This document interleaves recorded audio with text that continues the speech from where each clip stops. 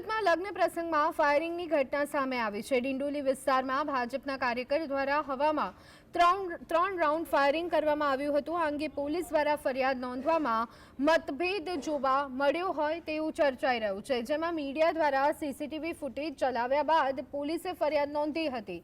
પોલીસે આરોપી ઉમેશ તિવારીની અટકાયત કરી છે અને રિવોલ્વર લાયસન્સ પોલીસ દ્વારા રદ કરવામાં આવશે।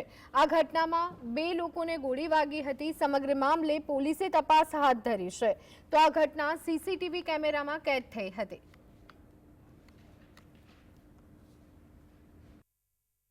જે ગોળી વાગી છે એ બાબતને લઈને પોલીસે ગુનો નોંધ્યો છે અને જે એણે લાયસન્સ ધારક જે વ્યક્તિ છે એને જે રૂલ્સનું વાયોલેશન કર્યું છે અને જે કેરલેસનેસ બતાવી છે એ બાબતે પોલીસે કાર્યવાહી કરે છે। ડિંડોલી વિસ્તારની અંદર ડીજેની અંદર 3 રાઉન્ડ ફાયરિંગ કરનાર આરોપીની પોલીસ દ્વારા અટકાયત કરી લેવામાં આવી છે। અત્યારે ભાજપનો કાર્યકર્તા જે છે તેની હાલ પોલીસ દ્વારા ધરપકડ કરવામાં આવી છે। એટલું જ નહીં પરંતુ હવામાં 3 રાઉન્ડ ફાયરિંગ કરવામાં આવ્યું હતું। સમગ્ર ઘટના સીસીટીવી કેમેરામાં કેદ થઈ હતી અને હાલ પોલીસ